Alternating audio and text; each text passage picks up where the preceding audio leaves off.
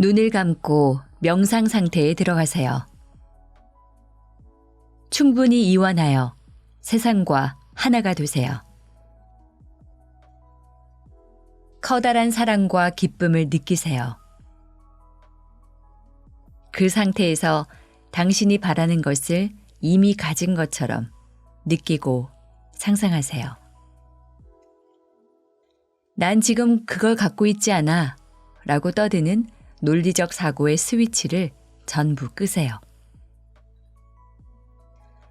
지금 여기에서 그것을 현실로서 느끼고 보고 만지세요. 그로써 당신은 하나의 현실로부터 다른 현실로 옮겨가게 됩니다.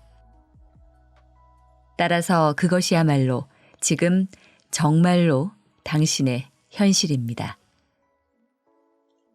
그것이 이미 이루어진 느낌을 당신의 내면에서 창조하세요. 지금 여기에서 우리의 현실은 명상 이전의 현실과 달라집니다. 우리는 새로운 세상, 새로운 공간 안으로 뛰어듭니다. 그 안에서 우리의 열망은 실현이 가능할 뿐 아니라 이미 성취되어 있습니다. 우리는 그 새로운 현실을 보고 만질 수 있습니다. 우리의 명상 속에서 그것은 지금 우리가 앉아 있는 의자만큼이나 실제감이 있습니다. 내가 이 연습을 어떻게 시작하게 되었는지, 그리고 처음부터 제대로 된 효과가 있었는지가 궁금하신가요? 이 모든 것은 내가 18살에 시작되었습니다. 그때 나는 생각이 곧 물질이라는 사실을 배웠습니다. 단지 뭔가를 생각함으로써 그것을 얻을 수 있다니 정말 멋진 일이었죠. 솔직히 나도 처음에는 비현실적인 이야기라고 생각했습니다. 하지만 나는 누구의 말도 믿지 않고 모든 것을 스스로 실험해 보는 사람입니다.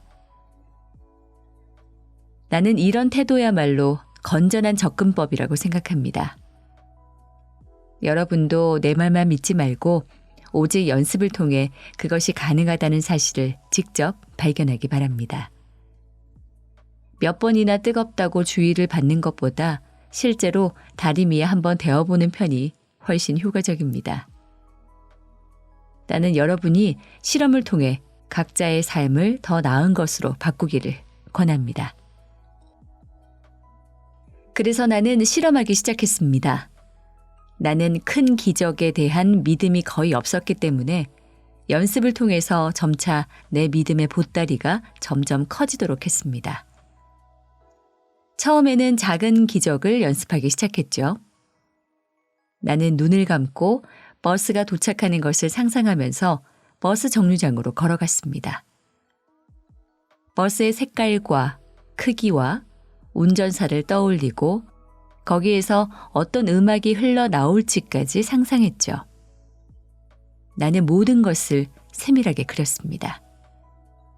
버스에 올라타는 모습과 차비를 내는 모습까지. 이 모든 상상은 논리에 맞지 않는 일이었습니다. 사실 나는 버스를 기다리는 사람들 사이에 서 있는 한 사람일 뿐이었습니다. 그런데 놀라운 기적이 일어났습니다. 내가 생각했던 것과 정확히 똑같은 버스가 도착한 것입니다. 내가 모델링을 시작한 지 10분쯤 지났을 때였습니다. 나는 그것이 우연의 일치라고 생각했죠. 그런 일은 때때로 일어나는 법이니까요. 다음번에도 나는 똑같이 했습니다. 그런데 이번에도 같은 일이 벌어졌습니다. 나는 이것을 반복했습니다. 나는 내 생각의 물질화가 실제로 가능하다는 사실을 알게 되었습니다. 버스가 도착하는 시간은 점점 짧아졌습니다. 나는 깜짝 놀랐습니다. 이게 어떻게 가능한 거지? 내 이야기는 모두 사실입니다. 실로 모든 것이 가능하고 나는 늘 성공합니다. 그 이외의 생각들은 그저 호기심 많은 마음의 메아리일 뿐입니다. 하나의 생각이 하나의 우주가 된다. 생각은 이미지를 담고 있고 그 이미지는 평행 우주들 가운데 한 우주를 반영한다. 우리는 항상 수많은 우주 속에 존재하지만 불행하게도 그 중에 어느 하나도 완벽하게 자각하지 못한다. 생각이 물질화되고 실현된다는 데 대한 의심이 사라졌습니다. 나의 신념은 점점 더 커졌습니다. 나는 한두 번의 경험만으로 뭔가를 맹목적으로 믿어버리는 사람들을 이해할 수 없습니다. 나 자신이 그런 사람이 아니니까요. 대신 나는 나만의 방법을 찾아냈습니다. 조금씩 조금씩 한 걸음 한 걸음 믿음을 키워가는 것 말입니다. 나는 여러분도 그러길 바랍니다. 여러분의 믿음은 점차 눈덩이처럼 커져서 나중에는 커다란 기적을 일으킬 것입니다. 나는 나 자신의 믿음을 자각한 후에 나에게 더 중요하고 더 큰 일들을 시도해야 할 때라고 생각했습니다. 내가 19살 때였습니다. 나는 상트페테르부르크로 이사한 지 얼마 안 된 처지였고 그래서 이 방법이 돈을 버는데 실제로 효과가 있는지를 확인하는 것은 내게 중요한 일이었습니다. 나는 매일 아침 일터에 나갔습니다. 고맙게도 나는 성과급제로 일하며 매일 보수를 받았습니다. 모델링 연습을 위한 최적의 조건이었죠. 나날의 수입이 정확히 내게 달려 있었습니다. 지하철을 타고 일터에 가는 동안 나는 눈을 감고 명상하기 시작했습니다. 내가 이미 직장에 도착해서 친절하고 즐거운 고객들을 만나고 있는 모습을 떠올렸습니다. 일이 끝난 후에 사장이 내가 나 자신에게 주문했던 바로 그 금액을 내게 정산해주는 모습을 떠올렸습니다. 내 손에 쥐어진 돈을 떠올리고 그것을 꼼꼼하게 세는 모습을 떠올렸습니다. 바스락거리는 지폐의 소리도 듣고 독특한 냄새를 맡았습니다. 누구나 이 느낌을 알 겁니다. 나는 기쁨을 느끼면서 그 지폐를 호주머니에 넣었습니다. 그런 다음 내가 할 일은 온종일 기쁜 마음으로 일하는 것뿐이었습니다. 그리고 출근 때의 모든 상상은 현실이 되었습니다. 내가 모델링한 금액이 정확히 내 주머니에 들어온 것입니다. 생각의 물질화 연습으로 이런 결과를 얻는 것은 대단히 놀라운 경험입니다. 왜냐하면 이것으로 수많은 문제가 단순화될 수 있기 때문입니다. 이 방법은 모든 분야에서 사용될 수 있고 어떤 열망도 성취시킬 수 있습니다. 하지만 단번에 그렇게 잘 될 리가 없죠. 나는 곧 이 연습의 함정에 빠졌습니다. 그래서 100%의 결과를 얻기 위해 또다시 실험해야만 했습니다. 나는 지금 갖고 있는 5개의 규칙을 한꺼번에 얻지 못했습니다. 나는 일어나야 할 일들을 집착하기 시작했고, 그래서 나의 내면은 자유롭기는커녕 고통스러웠습니다. 결국 아무 결과도 얻지 못했죠. 그때의 나처럼 처음에는 잘 되다가 나중에 막다른 벽에 부딪히는 사람들이 많을 겁니다. 이제 물질적 가치에 관해서 이야기해 볼까요? 이 세상에서 물질적 가치를 무시하고 살아가기는 쉽지 않습니다. 물질은 지금 우리의 삶에서 큰 부분을 차지하고 있습니다. 따라서 우리는 집, 승용차 혹은 원하는 직장이나 돈과 같은 기초적인 필요 요건들부터 모델링하기 시작할 것입니다. 우리는 돈과 대화하는 법을 배울 것이고 돈과 친구가 될 것입니다. 단, 많은 사람들과는 다르게 돈에 집착하거나 돈의 노예가 되지는 않을 것입니다. 집착은 물질적 번영과 행복한 삶을 방해할 뿐입니다. 우리는 돈과 친구가 되어야 합니다. 실제로 우정과 사랑에는 거대한 힘이 있습니다. 돈은 지상에서 아주 오랫동안 존재해온 에너지입니다. 그것은 거의 모든 곳에 퍼져 있죠. 안타깝게도 우리는 돈을 두려워합니다. 스스로 부자가 될 자격이 없다고 생각하거나 돈 자체를 더러운 것으로 여깁니다. 불행하게도 우리는 돈에 대해서 비정상적인 생각을 너무나 많이 가지고 있습니다. 참 우습죠? 너무나 강렬히 열망하면서 또 너무나 강렬히 그것을 증오하니까요. 이는 어린 시절부터 부자들이란 사악한 욕심꾸러기라고 배워왔기 때문입니다. 혹은 부자가 되면 못된 친구들이 몰려와서 다 뺏어갈 것이라는 90년대의 철진한 두려움을 간직하고 있는 사람들도 많습니다. 그것은 모두 덫입니다. 당신이 돈을 갖지 못하게끔 하는 생각들이죠. 나는 우리가 부유하게 살 것이 아니라 풍요롭게 살아야 한다고 생각합니다. 풍요 속에서 살 때 우리는 그 흘러넘치는 풍요로서 세상의 선한 일들을 주도하게 됩니다. 우리는 오직 지금 여기만이 실제함을 알고 신이 만사를 도와주리라 믿기 때문에 뭔가를 지키려고 애쓰지 않습니다. 오히려 풍요로움이 우리를 통해서 흘러가게 합니다. 우리는 정말로 더 많은 것을 내어주려고 합니다. 더 많은 것을 내어주려고 하면 더 많은 돈이 우리를 통해 세상으로 흘러나갑니다. 우리는 풍요 속에 살고 있으니까요.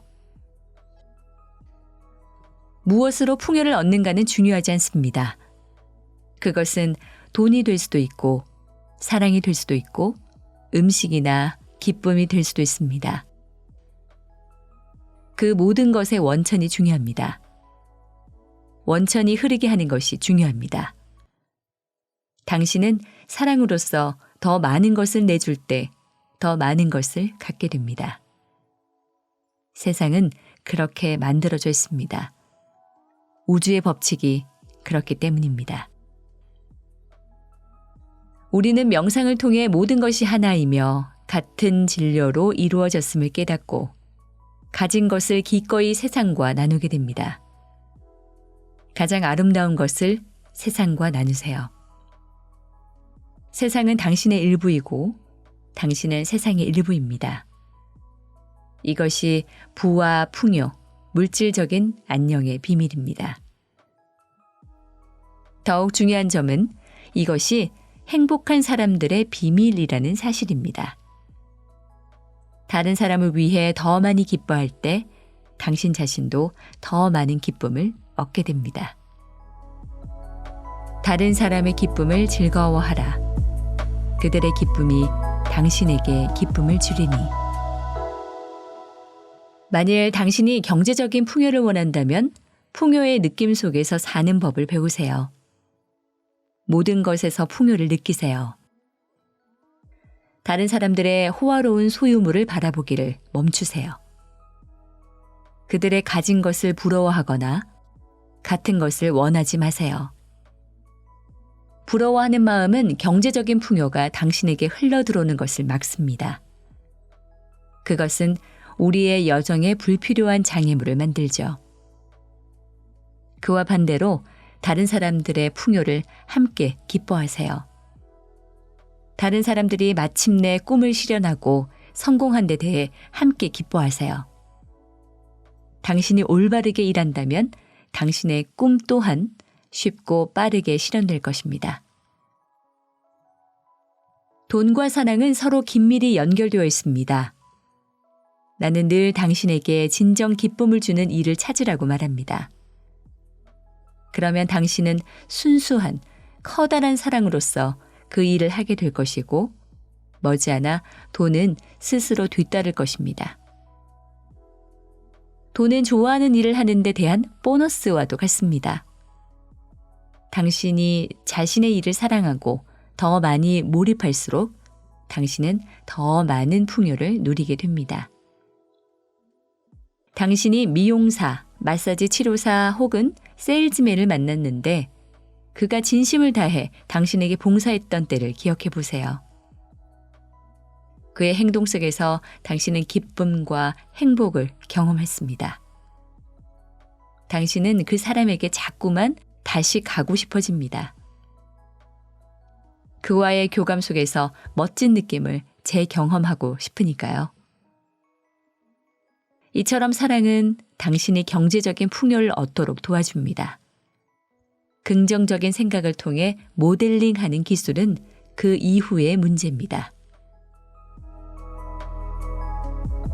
우아하나. 집 밖으로 나온 한 여인이 하얀 수염을 길게 늘어뜨린 3명의 늙은이를 만났다. 처음 보는 사이였지만 그녀는 이렇게 말했다. 저는 어르신들을 모르지만 분명 배가 고프신 것 같네요. 우리 집으로 와서 식사하고 가세요. 그들이 물었다. 남편은 집에 계신가요? 그녀가 대답했다. 아니요, 그이는 지금 집에 없어요. 그들이 말했다. 그러면 우리는 당신의 집에 들어갈 수가 없어요. 저녁에 남편이 돌아왔을 때 그녀는 낮에 있었던 일을 이야기했다. 남편이 말했다. 어서 가서 어른들에게 내가 집에 왔다고 말하고 우리 집으로 초대해요. 여인은 밖으로 나가 새 늙은이를 초대했다. 그들이 대답했다. 우리 셋은 당신 집에 함께 들어갈 수가 없어요. 여인이 깜짝 놀라 물었다. 왜요? 한 늙은이가 다른 늙은이들 가리키며 설명했다. 이 친구의 이름은 부유함입니다. 저 친구의 이름은 행운이고요. 내 이름은 사랑이랍니다. 집으로 돌아가서 남편에게 우리들 중 누구를 보고 싶은지 상의해 보세요. 그녀는 집으로 돌아가서 들은 대로 남편에게 말했다. 남편은 아주 기뻐했다. 멋지군. 우리에게 선택권이 있다면 부유함을 초대합시다. 그가 우리 집으로 와서 집안을 부유함으로 채우게 합시다. 아내는 반대했다. 여보, 행운을 초대하면 안 될까요? 그때 구석에 앉아있던 딸이 그들의 이야기를 듣고 이렇게 제안했다. 사랑을 초대하는 편이 더 낫지 않아요?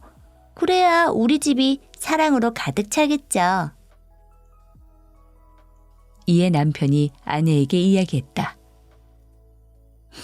그럼 딸내미 말대로 사랑에게 우리의 손님이 되어달라고 말해요. 여인은 밖으로 나가 새 늙은이에게 물었다. 사랑이 누구시죠? 우리 집에 오셔서 손님이 되어주세요. 사랑이라는 이름을 가진 늙은이가 여인의 집으로 향했다. 그런데 다른 두 늙은이도 그 뒤를 따랐다. 여인이 깜짝 놀라 부유함과 행운에게 물었다.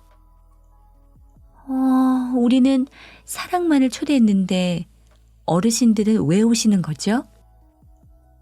한 늙은이가 대답했다. 당신이 부유함 혹은 행운을 초대했다면 다른 둘은 여기에 남아 있어야 했지요. 하지만 당신은 사랑을 초대했고 우리는 그가 어딜 가든지 따라다니게 되어 있지요. 이처럼 사랑이 있는 곳에는 항상 부유함과 행운이 뒤따릅니다. 우리는 사랑을 통해서만 경제적 풍요로 나아갈 수 있습니다. 앞서 말했듯이 대부분의 사람들은 90%의 에너지를 외적 행동에 쓰고 단 10%의 에너지만을 내면의 작업에 씁니다. 우리는 목적에 이르려고 애를 쓰고 야단법석을 떱니다. 가장 쉬운 길로 가는 대신 빙 둘러서 담장을 넘으며 더 높은 곳으로, 더 나은 곳으로 가려고 합니다. 나는 안팎을 바꾸어서 외적 행동의 10%의 에너지를, 내면의 작업에 90%의 에너지를 쓰기를 권합니다. 내면에서 먼저 미래를 창조하고 밖에서는 그 결과를 얻으라는 뜻입니다. 내 경험을 하나 더 이야기하겠습니다. 이 특별한 예가 내 말뜻을 더 상세히 이해시켜 줄 것입니다. 나는 언젠가 모스크바의 시끄러운 도심에서 교회로 이사하려고 결정했습니다. 새들이 지저귀는 숲과 강 근처에 있는 집을 빌리려고 했죠. 나는 창조적인 생각과 활동, 명상에 전념할 고요한 장소를 원했습니다. 이제를 세우고 그림 작업을 할 만한 공간이 있고 저녁이면 숲속을 거닐며 기분을 전환할 수 있는 집이라면 더욱 좋겠죠. 나는 명상을 하면서 내가 원하는 집을 생생히 떠올렸습니다. 모스크바에서 30km 이내에 교통체증이 없는 한적한 길가. 그리고 모스크바에 비해서 비싸지 않은 집값.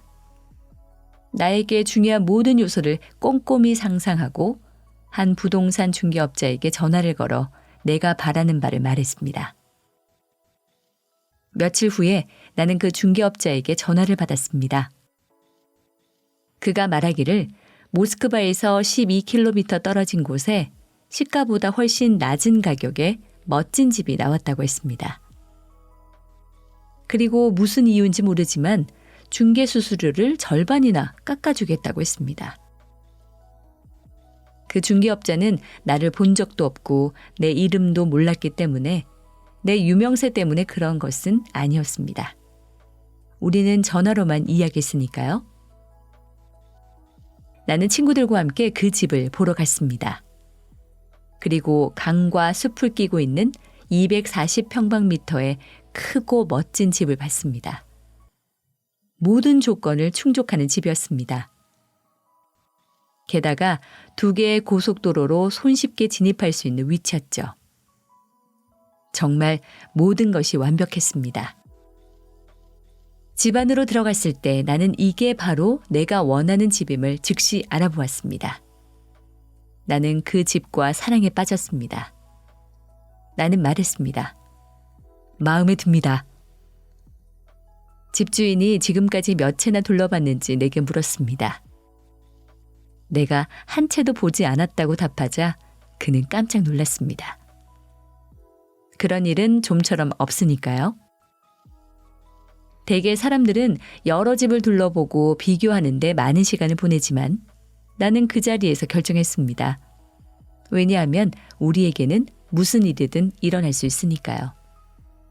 그리고 나는 새로운 집에서 행복하게 살기 시작했답니다.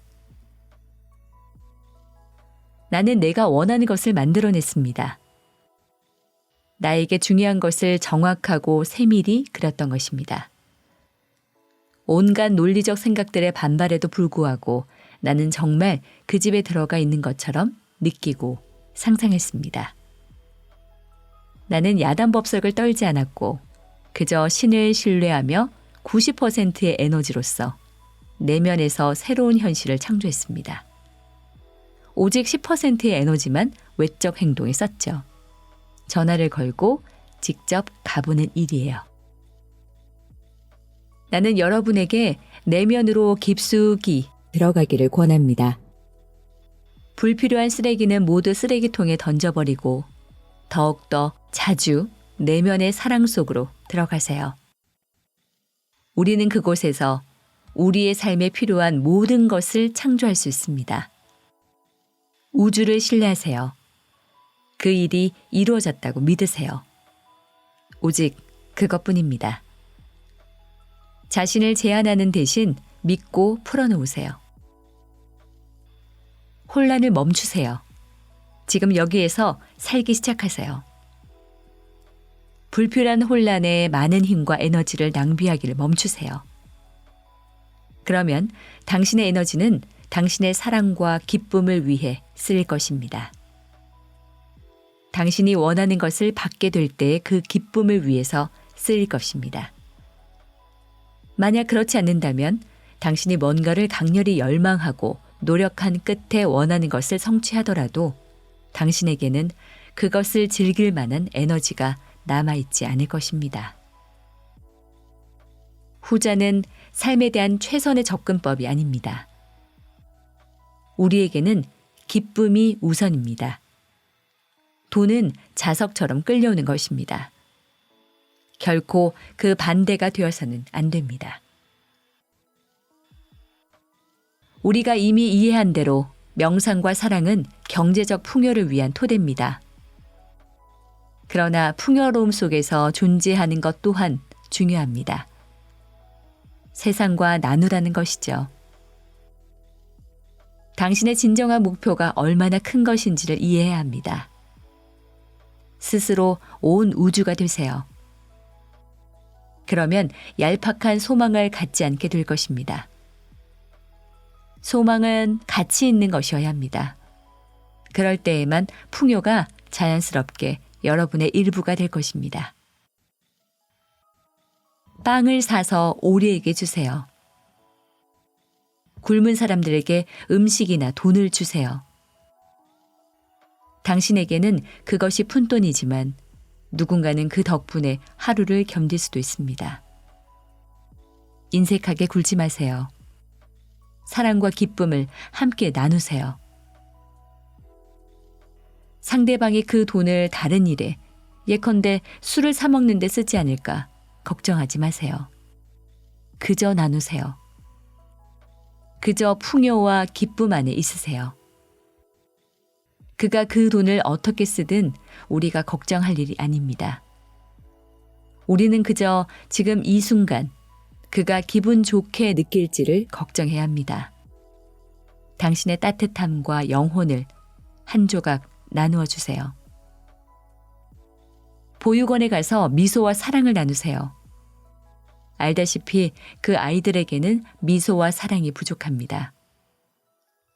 당신은 당신의 사랑과 미소가 줄어들기는커녕 오히려 풍요까지 끌어온다는 사실을 알게 될 것입니다. 따뜻함을 나누세요. 이것은 아주 중요한 규칙입니다. 여러분이 책을 한 권 읽었다면 그 내용을 주변에 이야기해 주세요. 그 책이 마음에 들었다면 그 지식을 많은 사람들과 함께 나누세요. 요점은 나누는 것에 있습니다.